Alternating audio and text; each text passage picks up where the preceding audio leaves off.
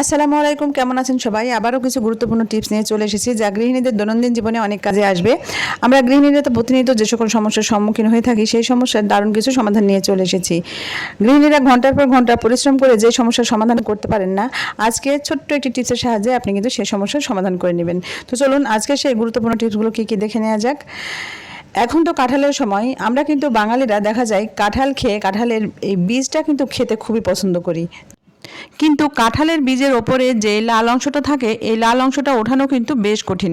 তো আজকে আমি কাঁঠালের বীজের এই লাল অংশটা ওঠানোর দারুণ একটি টিপস আপনাদের সাথে শেয়ার করছি যা আপনাদেরও অনেক কাজে দিবে। তো বন্ধুরা, প্রথমে যেটা করতে হবে, উপরে যে সাদা শক্ত আবরণটা আছে সেটা উঠিয়ে নিতে হবে, আর সেটা উঠানো তো সবচেয়ে সহজ। তো এটা উঠিয়ে নেওয়ার পরে আপনি লাল আবরণটা উঠানোর সময় শুধুমাত্র অল্প একটু কষ্ট করবেন, দেখবেন কত সহজে এই লাল আবরণটা উঠে যায়। তার জন্য আপনাকে প্রথমে যেটা করতে হবে, নিয়ে নিতে হবে পানি। তো আমি যেহেতু এখানে অল্প পরিমাণ কাঁঠালের বীজ নিয়েছি, আপনারা যদি বেশি পরিমাণে নেন তাহলে বড় বোল নিয়ে নেবেন এবং তার ভিতরে নিয়ে নেবেন গরম পানি। এখানে উষ্ণ গরম পানি, খুব বেশি গরম নয় কিন্তু উষ্ণ গরম পানি নিয়েছি, আর এর ভিতরে বীজগুলো দিয়ে দিলাম। এবারে এটা আমি ঢেকে রেখে দিব 1 ঘন্টা। আপনি চাইলে এখানে ঠান্ডা পানির ভিতরে লবণ দিয়েও ভিজিয়ে রাখতে পারেন। তো যেহেতু এখানে উষ্ণ গরম দিয়েছি তাই আমি এখানে লবণ ব্যবহার করলাম না। 1 ঘন্টা পর চলে এসেছি। 1 ঘন্টা পরে এটা আমি উঠিয়ে নিব একটি প্লাস্টিকের জারে। আপনারা চাইলে প্লাস্টিকের বোতলেও নিতে পারেন, তবে প্লাস্টিকের বোতলের মুখটা ছোট হওয়ার কারণে আপনারা প্লাস্টিকের এরকম জারে নিয়ে নেবেন, তাহলে সুবিধাটা বেশি হবে। তো দেখুন আমি এই বীজগুলো প্লাস্টিকের জারের ভেতরে এভাবে দিয়ে দিচ্ছি, সেই সাথে দিয়ে দিচ্ছি সামান্য একটু পানি। খুব বেশি পানি ব্যবহার করলে কিন্তু হবে না। তো দেখুন আমি এখানে অল্প পরিমাণ, খুব বেশি হলে 2 চামচ পরিমাণ পানি আমি এখানে দিয়ে দিলাম। সেই সাথে এখানে আরেকটা জিনিস দিয়ে দিচ্ছি, সেটা হচ্ছে স্টিলের স্ক্রাবার।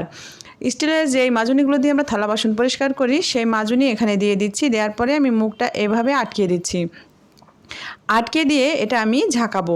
খুব বেশি সময় যে ঝাঁকাতে হবে এমনটা নয়, অল্প সময় ঝাঁকালেই কিন্তু একেবারে ক্লিন হয়ে যাবে। আপনারা কল্পনাও করতে পারবেন না যে কত সহজে এই কাঁঠালের বীজের ওপরের এই লাল আবরণটা পরিষ্কার করা সম্ভব। তো দেখুন আমি এইভাবে কিছুক্ষণ ঝাঁকি দিয়ে নিচ্ছি। ঝাঁকি দিতেই একেবারে কাঁঠালের বীজের গায়ের যে লাল অংশটা সেটা উঠে পানির সাথে মিশে যাবে, আর কাঁঠালের বীজগুলো একেবারে সাদা ধবধবে হয়ে যাবে। দেখুন অলরেডি কিন্তু উঠতে শুরু করেছে। এটা কিন্তু আপনাকে ঘন্টার পর ঘন্টা পরিশ্রম করে উঠাতে হবে না, একেবারে নিমেষেই উঠে যাবে। তো আমি আবারও একটু ঝাঁকি দিয়ে নিচ্ছি। ঝাঁকাতেই এবারে দেখুন একেবারে ধবধবে সাদা হয়ে গেছে, কোনো রকম কাঁঠালের কোনো এই বীজের খোসা এর গায়ে লেগে নেই।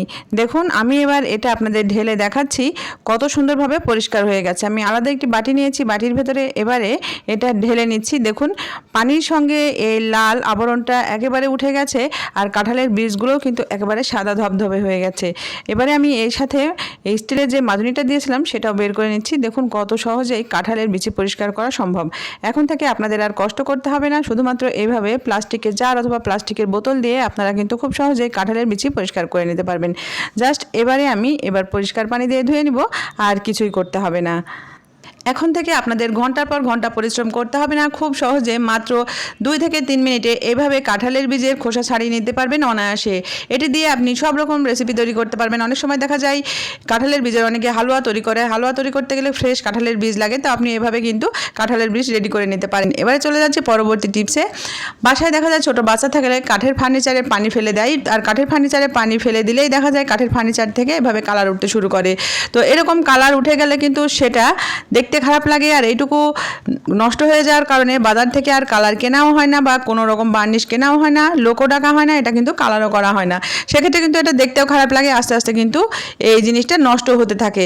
তো আপনি কি করবেন, আপনার হাতের কাছে থাকা এরকম যে টিউব মেহেদিগুলো থাকে, টিউব মেহেদি একটুখানি নিয়ে যদি এই নষ্ট হয়ে যাওয়া যে কালারটা নষ্ট হয়ে গেছে সেখানে লাগিয়ে দেন, তাহলে দেখবেন কিছুক্ষণের মধ্যে সেই কালারটা ফিরে আসবে। তবে আপনি সেই কালারটাই পাবেন না যেটা ফার্নিচারে রয়েছে, তার জন্য আপনাকে আরও একটু কষ্ট করতে হবে। দেখুন এখানে আমি একটু কাপড় দিয়ে মুছে নিচ্ছি। আমি 1 মিনিট ওয়েট করেছিলাম, 1 মিনিট ওয়েট করার পরে কাপড় দিয়ে মুছে নিচ্ছি, কিন্তু দেখুন কালারটা কিন্তু ম্যাচিং হয়নি, একটু লাল লাল ভাব হয়ে আছে।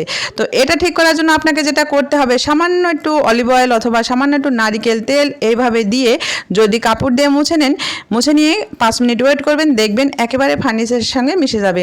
আপনাদের আর এইটুকু কাজের জন্য কষ্ট করে বাইরে থেকে লোকও রাখতে হবে না বা টাকাও খরচ করতে হবে না। দেখুন কত সুন্দরভাবে একেবারে কালারটা মিশে গেছে, বোঝাই যাচ্ছে না যে এই ফার্নিচারে কোথাও এরকম কালার উঠে গেছিলো। তো আশা করছি ছোট্ট এই টিপসটি কাজে দিবে। এরকম ছোট ছোট টিপস জানা থাকলে গৃহিণীদের কাজের কিন্তু অনেক সুবিধা হয়। এবারে চলে যাচ্ছি পরবর্তী টিপসে। আমাদের বাসায় দেখা যায় মাঝে মাঝে যে কেকগুলো আমরা অর্ডার করি, বার্থডে কেক অথবা কোনো ম্যারেজ অ্যানিভার্সারিতে যে কেকগুলো অর্ডার করা হয় তার সাথে এরকম বোর্ড থাকে। তো এরকম বোর্ডগুলো কিন্তু আমরা দেখা যায় ফেলেই দিই। তো এরকম বোর্ডগুলো ফেলে না দিয়ে আপনারা কিন্তু খুব সহজে একটি কাজ করে নিতে পারেন। আমাদের বাসায় যে গ্যাস সিলিন্ডার আমরা রাখি, গ্যাস সিলিন্ডার রাখলেই দেখা যায় তার নিচে এরকম মরিচা পড়ে যায়।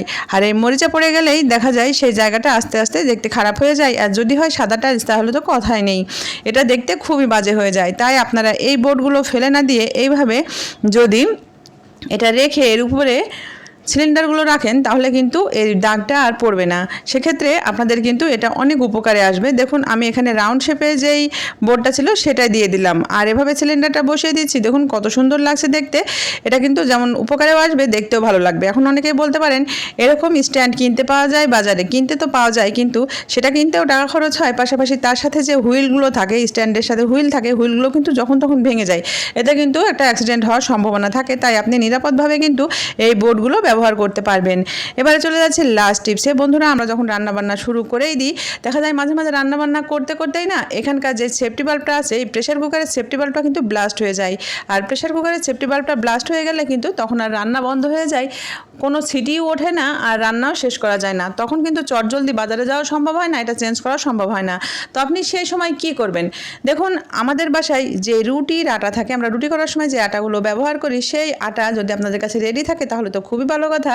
একটুখানি রুটির এই ডো নিয়ে নেবেন আর এই জায়গাটা দিয়ে দিবেন। ঠিক সেফটি বাল্বটা যতটুকু জায়গা জুড়ে আছে ততটুকু জায়গা জুড়ে এভাবে ঢেকে দিবেন। ঢেকে দিলে এখান থেকে আর কোনো ভ্যাপার বাহিরে বের হবে না, একেবারে নতুন প্রেশার কুকারে যেই সেফটি বাল্ব সেমনই কাজ করবে। তো দেখুন আমি এখানে দিয়ে সুন্দরভাবে চেপে চেপে বসিয়ে দিচ্ছি, আর চেপে চেপে বসিয়ে দিলেই কিন্তু খুব সুন্দরভাবে এটা সেট হয়ে যাবে। দেখুন কত সুন্দরভাবে এটা সেট করে নিচ্ছি। তবে আপনি এখানে চাইলে একটু হাতে পানি লাগিয়ে চেপে দিবেন, তাহলে এটা উঠে আসার সম্ভাবনা থাকবে না।